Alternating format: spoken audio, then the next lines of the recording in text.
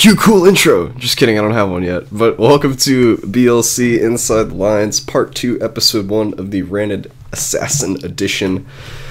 I'm excited for this, and I hope you guys are too, because yesterday we covered the meat and potatoes, if you will, of the Ranid's gameplay, his skills, and that was about it. We played a game or two, and had some fun, but today we're going to get into the mechanics of Ranid, and what you need to be doing, what you aren't doing, and what I'm doing wrong.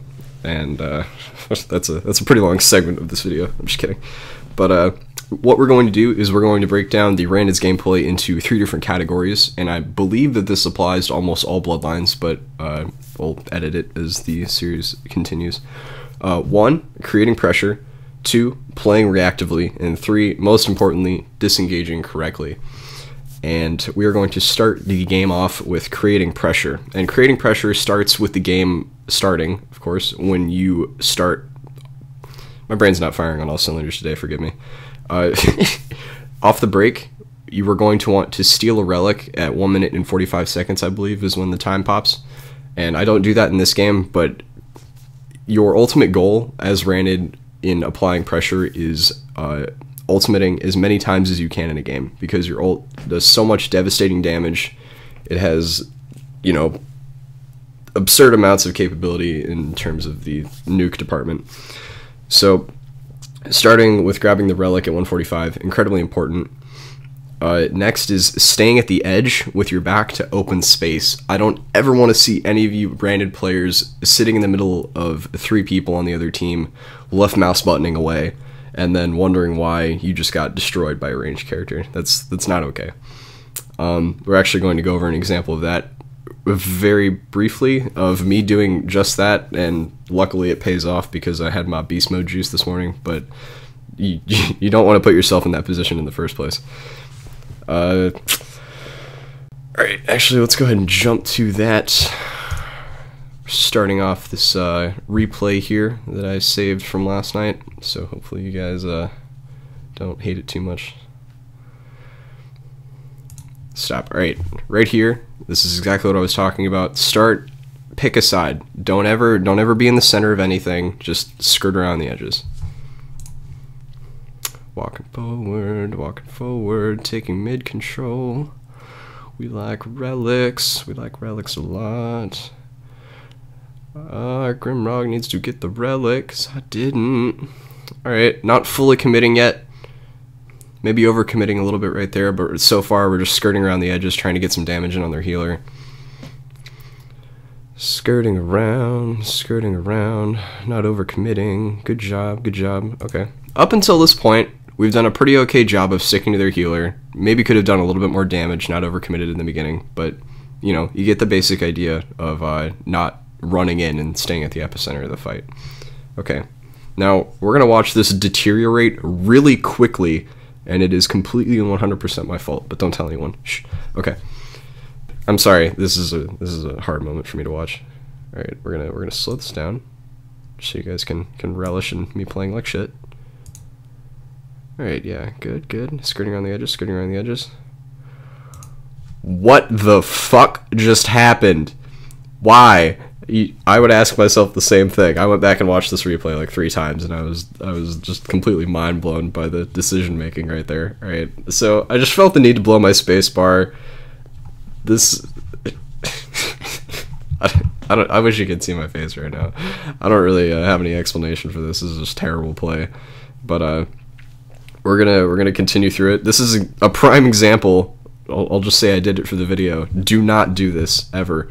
You can see that every single one of my skills are on cooldown, and I have no way out. If they chose to collapse on me, I would just literally die, and yeah, that's not okay. So, continuing on from that, we're gonna move back up to regular speed. No, alright. Luckily, they ignored the fact that I blew all my cooldowns, and here's some beast mode for you guys. That was a bit of a wasted ult, but that healer needed to die.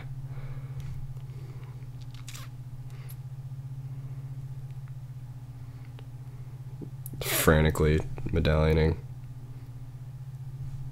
I think you guys will enjoy this. This is actually kind of cool.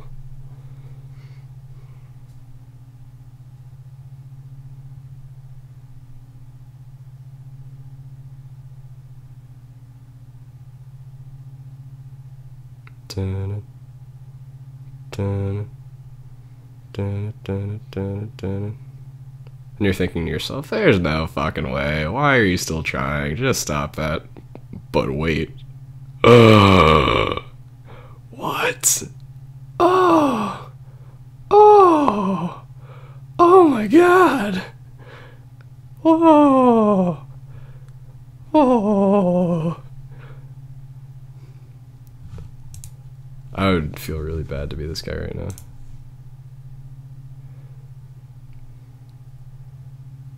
One, two. 1, 2. He's so scared. Needless to say, I do kill this guy, but yeah. All right, so that was to make up for my my complete brain fart while jumping into a middle of a fight with no cooldowns. But moving on from that, being in a side position like we talked about at the start of the game, being on that corner right there, hugging one of these pillars, hugging the open space, being able to get away and having room to move. Abuse your mobility. Don't ever, feel the need to run up into the center of the fight, start left mouse buttoning, and then jump out. Like, don't ever get to that point in the first place. Skate around the edges, do your damage, and then attack and bursts and leave. There's no need to stay there and, slowly left mouse button people to death. Let's see. Moving on to peeling. Peeling, yes, peeling. All right, we're going to go ahead and jump to Game 5, where I believe we had a pretty good example of a peeling rotation. Now, a peeling rotation, before we start, the typical peeling rotation is a stealth into 2 full auto attacks, and as you guys know, the stealth, coming out of the stealth rather, when auto attacking causes the stun. So 2 full auto attacks while you're in stealth, into blind, and play it by ear from there, because the stun and the blind creates about 2.5 seconds of incapacitation total. See, this Reaver gets a little antsy in the pantsy, and staying next to your healer, not leaving, peeling right there. You see 2 full auto attacks, and then push him back, but don't overextend. All right. So your basic rotation for peeling again is stealth, 2 full auto attacks, and a blind. So you go stealth, 1, 2, push him back, and that's a pretty miracle window for your healer to live. On the opposite side of that, we have sticking, which is being able to plant yourself on a healer or person of interest into stealth, blind, backup, 2 darts. Don't necessarily have to do the full rotation of or the full duration of the 1, 2, 3, 4 toxic darts. You can stop that skill in the middle, so don't hesitate to go 1, 2, quick 2 darts, and then throw an E on him for about 250 damage. Don't ever think you need to go for the full duration of that skill. After sticking on someone like that and using your rotation, I would never say to disengage and run back to your team. I would say you guys need to rotate as a team, but that is for another episode and another time. But never, I wouldn't say never, because there are exceptions to everything, but don't feel the need to completely disengage from a fight if you have your attack cooldowns or attacks on cooldown. You can hover around the edge as Ranid with your mobility and threaten the fight with burst. You don't have to necessarily run all the way back to your side and ignore it. Let's see. Rotation. Disengaging. Right. When you find yourself in the position of needing to disengage, I would say blind into someone and never to create distance. Let me rephrase that. I would blind into someone to create distance, never to use it to get away, as in not hit someone with it and just use it for the distance that it puts between you and your opponent. I would always encourage you to blind into someone because of the pushback. That's a full second of blind and 150 damage that you wouldn't have if you just used it to predictably dash in a forward fashion. So I would always encourage you to use that on an opponent. On another note for disengaging, don't panic and think that your spacebar is your only way out, as it is your most valuable cooldown. You have your R, you have your stealth. Always look to those options before you do the end-all be-all spacebar double jump of Doom, because you think that's the only way you have out. You have your blind into the pushback. You have your stealth to stun and walk away and rotate.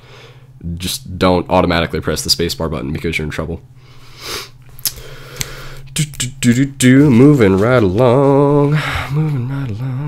Let's see. Game 2, or round 2 rather. I'm gonna go ahead and play this for you guys. I don't think there's anything in particular that we are watching for. As you'll notice, I'm starting on the right side or on an edge. I'm going to stick around mid control. I'm gonna wait for the Reaver to get a little antsy in the pantsy. Grimraw getting a little crazy right there.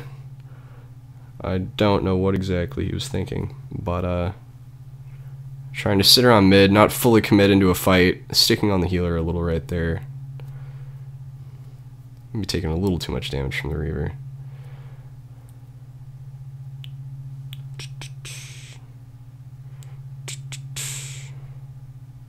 Did we win this round? I think we did. There's the Ranid just getting destroyed thoroughly.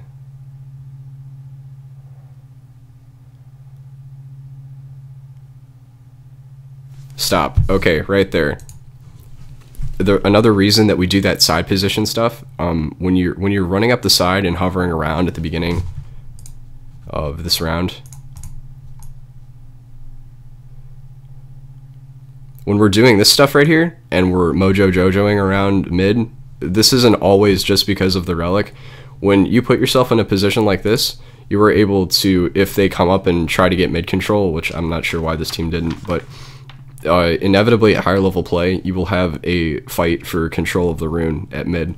And being on this side edge and having the ability to bounce back to the pillar, bounce to the relic, bounce to your healer, being in this position is probably the most advantageous place that you can be on this map, due to the fact that you can cross ultimate up and down like this across, you know, most likely people are going to be in a line of 3 people, but not this way. They will be in, you know, horizontally across the rune in order to take it. Moving right along, taking runes, killing reavers. Let's see. Alright. Wait, yep, okay, we're round 2. Speeding right up because I don't remember if we won this round or not. Went to the crazy ultimate. Ranid's dying. Healer's dying. Sweet ult. Okay, we're right here.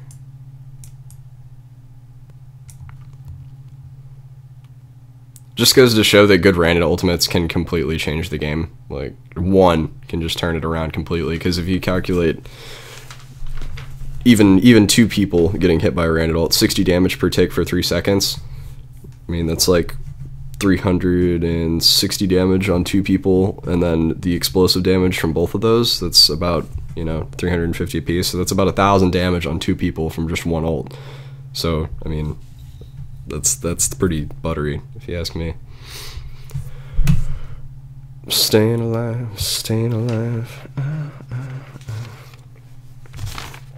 Alright, what else do we need to talk about? We've got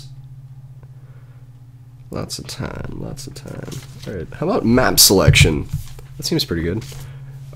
Any map with the ability to conceal Ranid with obstacles is probably a valid option. I think the first map that comes to mind is the Shrine of Eronshan, I think is what it's called. It's got, I believe, the shortest distance from the staircase to the relic. I think it's 1 jump. So from your side, you can probably jump to get relic and snipe it at 145. It's got, I believe, 6 pillars, 3 on either side, and then I would stay away from the river basins as much as you can, and I'll be sure to get a replay and show it on that map. But yeah, anything with lots of cover, this map even is fine, just because of the ability to jump over these walls right here, and obviously the 2 pillars right there. As far as medallions go for the Ranid, I usually stick with power. I don't think I ever change that up very much. I do go with Mark of the Assassin, the Shield Medallion, and the Meteor, obviously. as a side note, I would not ever go seeking the I don't know. I hardly ever outwardly use metals because your ultimate is almost 100% more effective in every case. I would always use them as a last resort, of course. Yeah, I would never use a meteor shard. Like, I do see a lot of people as Ranid go Q into meteor shard, which is a fine combo. It does about 180 damage out of stealth plus 2 auto attacks, and the meteor itself does about 250 damage, so you're looking at about 500 damage in a burst that is guaranteed, which is fine for one person. But if you do have the ability to multi-target with an ult that just devastates the game, I would almost take that 9 times out of 10 over every situation. Oh bother. But yeah, let's see. I believe that is about it. I would hate to say that and then find something else that I need to talk about. We talked about map positioning, being close enough to your healer to peel and close enough to jump away or get a relic. Side notes. Oh, staying active, absolutely. Do not become a stagnant pile of muddy water and get stuck to one target, which is a big mistake that a lot of Ranids make, both starting and veteran. Having the comfortability to switch targets frequently, even if you believe that you have an upper hand on a target. You can never attack someone in this game, it would appear, for more than 1 to 3 seconds, auto attack wise, before they either A, get shielded, trance, anything like that. Just sticking around and left mouse buttoning people for a long period of time isn't really the most sound strategy in the world. Switching targets frequently is something that you'll see a lot of higher level players master to the T. You'll see them get a solid burst down on one target and they'll get to about half, but they don't sit there and dwell on that and keep trying to, you know, wail and waste all their cooldowns on that one target. They'll get them to half, do their, you know, 400 to 600 damage burst, switch targets, and repeat process. And having the ability to switch targets like that over and over and over again and not worry about, you know, stagnantly pushing on someone that just isn't going to die is something that comes with playing the game a lot, and it's definitely something that comes with experience. Let's see. Ah, yes, the threat of a stun is often enough to make people waste cooldowns. So say when I go into a stun like this on Ranid, that was my mistake. I should have known that the Reaver was going to throw up his stun stance right there, but using your Q to make people waste cooldowns like that, and then pulling back using your poison darts and your E, you know, that's a great tool to have, I suppose. Just as a side note, your E, your Toxin Bomb, does not trigger any trances, so feel free to use that when you're in stealth and you are juking your opponent into thinking that you are going to attack him in your stealth and he throws up a trance. Where was I going with that? Yeah, so he throws up a trance and you are in your stealth. Do not think that you just need to attack into the trance. Wait for it. You have time. You have about 1.5 seconds in stealth to wait for whatever he's going to do. So use that to your advantage. Get into your stealth, walk around him, you know, get some mind games going, and pull back if you see that trance come up, and just throw an E on him. Just as a... Actually, I don't know if they patched it yet. Huh.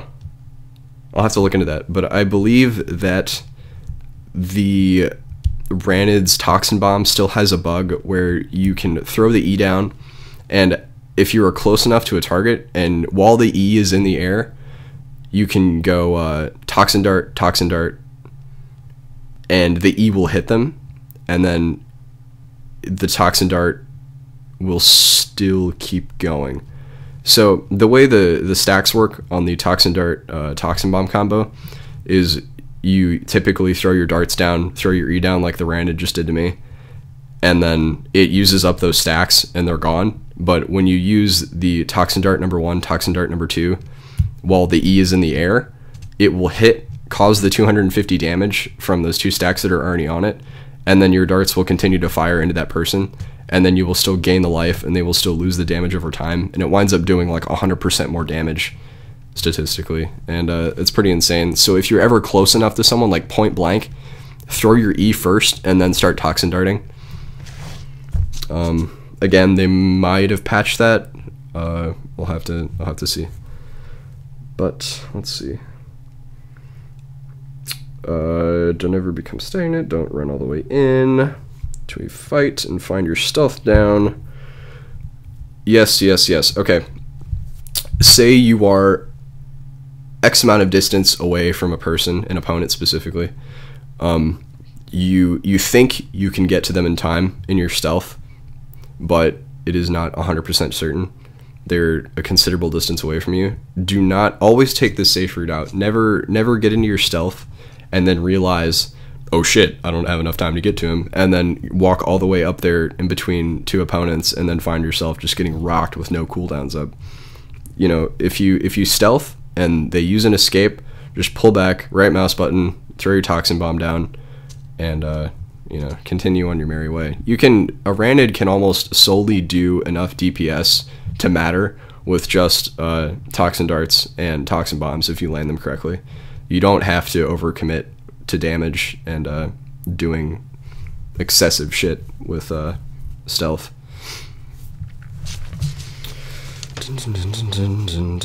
I probably already talked about this, but I would still like to reinforce it. Combating in bursts, like I'm not doing right now. That was a good ult though. I don't know how to... I think I do. Hold on. Let the words flow into my brain. Okay. So combating in bursts requires you to either A, stealth and juke a trance, and then go into your blind toxin dart, toxin bomb. I want you to act like Ranid Assassin almost doesn't have a left mouse button when you start playing. I want you to work on managing your cooldowns correctly and not overcommitting to attacks like this. It is incredibly important that you attack in bursts. You don't get into the left mouse button war because you will lose. You don't have a lot of health to work with as far as left mouse button wars go. And you have the ability to, you know, toxin dart on a 6-second cooldown and throw your toxin bomb, do a considerable amount of damage, and not have to put yourself in any immediate danger. So don't feel the need to, because you have a left mouse button, abuse it on a regular basis. Just stick with cooldown management and go from there.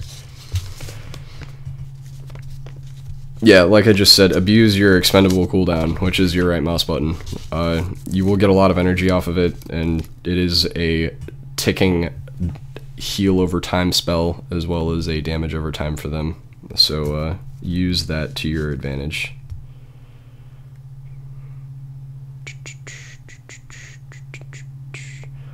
We went over playing reactively, we went over map positioning, disengaging. We talked about medallions, we talked about map placement. We've covered a lot of shit today. Indeed. Oh, I even drew a little picture for you guys. Okay. Okay, I think you guys might enjoy this. We'll see if Fraps likes it or not.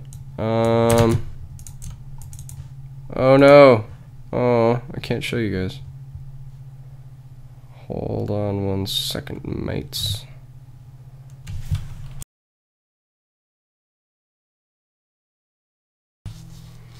Alright, just to recap, we talked about creating pressure, we talked about playing reactively, disengaging correctly, managing your cooldowns efficiently, using our peel and stick methods to, you know, create pressure in that way. Just a quick side note for the peel and stick. You might say that the peel and stick methods are exactly the same, but if you body someone on a peel and you go stealth, 2 full auto attacks into the blind, those 2 auto attacks doing about 300 damage altogether is a lot more in your face than, say, going stealth into an attack to trigger the stun, into blind, into backing up into the darts and whatnot. You do that for your regular damage rotation, but being able to sit there and just say, I'm going to left mouse button you until you leave or die, is what separates the peel from the stick, just as a side note. We also talked about map positioning, being close enough to your healer to peel, and being close enough to escape if need be, or jump on a relic to steal it. Oh, one thing we did not talk about that I would like to talk about right now is the advantages and disadvantages to locked and unlocked cam. The unlocked cam, obviously you have more range of vision. Personally, I played League of Legends back in the day, and I could never stand doing it on unlocked, although I occasionally worked my way out of being on the locked camera, but not having to move my cursor around while in a fight or whatever just turned out personally for me to be more productive than having it unlocked. It is a bit different in this game in that there's a lot more motion with the unlocked camera. Personally, I can't stand it. Like, it just hurts my eyes to watch the unlocked camera go nuts in this game. On certain characters off the break, like Gunner and stuff like that, obviously I'll unlock my camera to get good shots off. But on characters like Thorn, where it requires a ton of rotation and moving and stuff like that, and camera's jerking around, I just can't do it.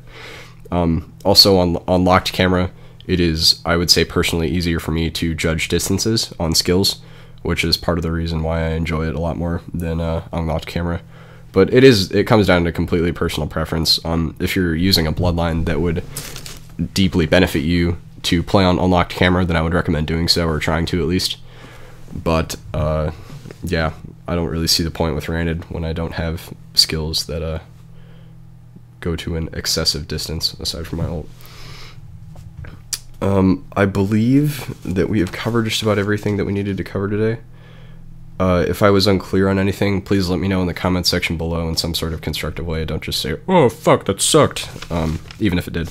But yeah, I am going to go eat some Panera and play a couple games of Bloodline. So if you guys have any questions, again, don't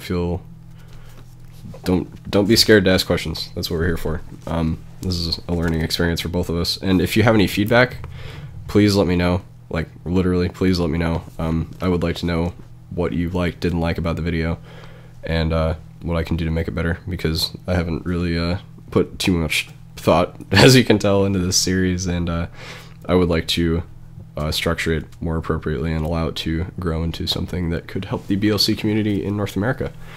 So if you have any suggestions or whatever, just please hit me up on Twitter. Again, that's at ESN_IREC, or on my YouTube channel. And thank you to the people, friends and acquaintances that have helped me with this second episode in the feedback portion and suggestions and whatnot. I really appreciate it. So thanks guys, thanks for watching, and I hope you learned something. I know I did. So keep it real, and you've been watching Inside the Lines.